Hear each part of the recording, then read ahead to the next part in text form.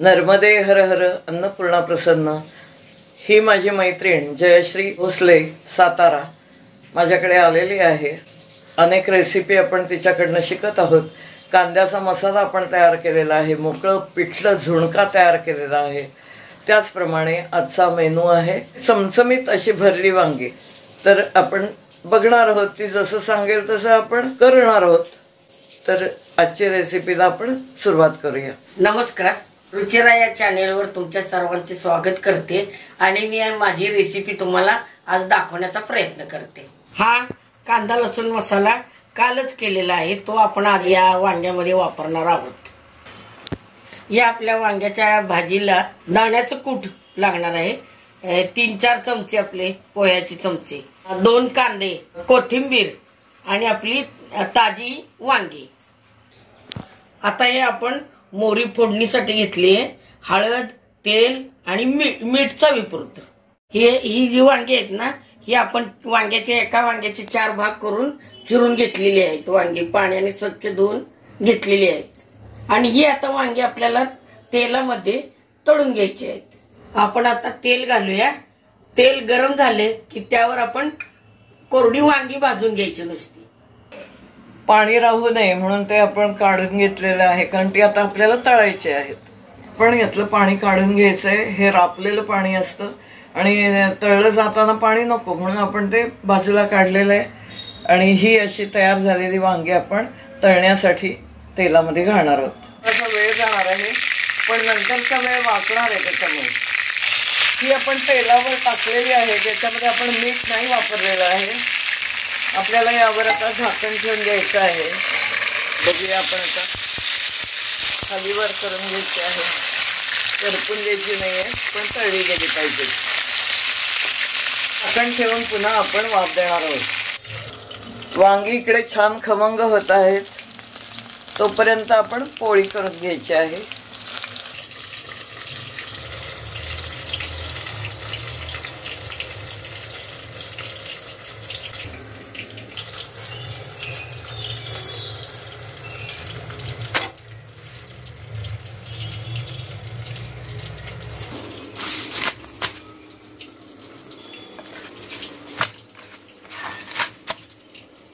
पूर्णपणे अशी पोळीची वाफ काढून घ्यायची। तूप तेल काहीतरी लावायचं, म्हणजे मग पोळ्या पण मऊसर अशा राहतात।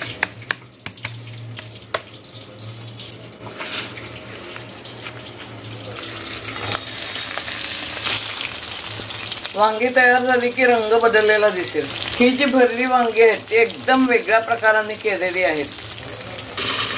वांगी तळून होत आहेत, पण आपल्याला यामध्ये आता मीठ घालून द्यायचं आहे।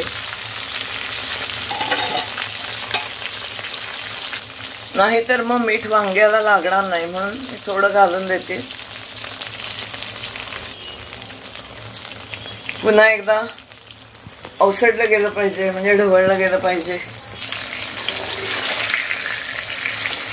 एकदा वांगी तळून घेतल्यानंतर मग वेळच लागत नाही भाजीला, कारण आपल्याला वाटण पण याचं तळूनच घ्यायचं आहे। जे काय घ्यायचंय मसाला वगैरे ते। वांगी भाजून झालेली आहेत, छान तळून झालेली आहेत। आता आपण बंद करूया गॅस। ही आता आपण वांगी काढून घेऊया आधी एका प्लेटमध्ये। हे जे शिल्लक राहिलेलं तेल आहे याची आपण फोडणी करून घ्यायची आहे। मोहरी, कांदा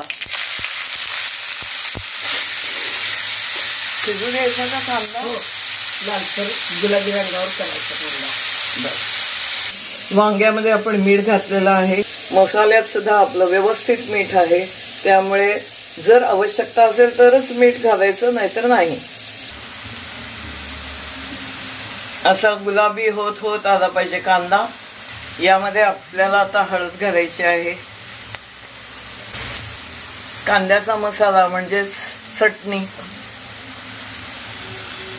याचा पण व्हिडिओ नक्की बघा बरं का, मी अपलोड करते हा सुद्धा।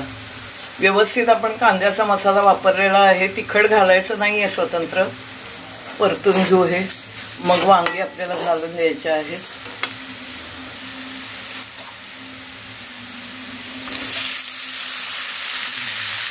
ती पण आता एकसारखी करून घ्यायची।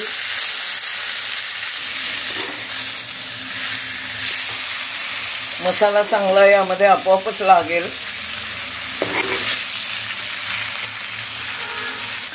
आता शेंगदाण्याचं कूट घालूया. पण आता आपण परतून घ्यायचं आहे चांगलं. याला थोडासा पाण्याचा शिडकावा द्यायचा, हबका मारायचा. किती ओलसर करायचंय त्यावर हा पाण्याचा हबका ठरतो, त्याप्रमाणे आपल्याला पाणी वापरायचं आहे. थोडंसं जर रस राखायचा असेल तर पाणी जरा वाढवायचं. एकदम सुकं करायचं असेल तर याप्रमाणेच परतून घ्यायचं. आता हे पण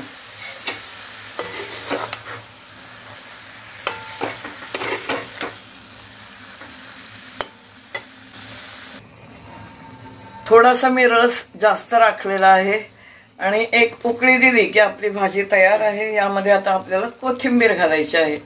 आपल्याला वांग्यामध्ये रस्सा भाजी करायची असली तर पाणी जास्त घालावं लागतं आणि आमच्या सातारी भाषेत त्याला लपथबीत असं बोलतात किंवा पाणी थोडं घातलं तर लपथबीत असं म्हणतात. आणखी थोडं पाणी घातलं तर रबरबीत पण हा शब्द वापरला जातो. आता कसे आपल्याला दोन वेगळे शब्द सातारी खास कळलेले आहेत, तर खूप निराळ येते. आपली भाजी आता होत आलेली आहे. रसदार अशी भाजी तयार झालेली आहे.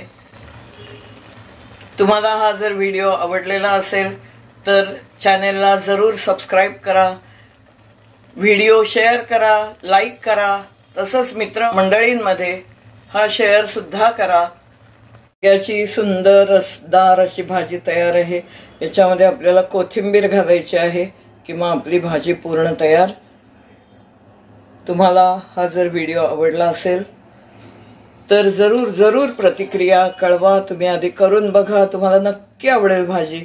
तेव्हा भेटूया आपण असा छान पुन्हा एखाद्या व्हिडिओसह. तोपर्यंत धन्यवाद.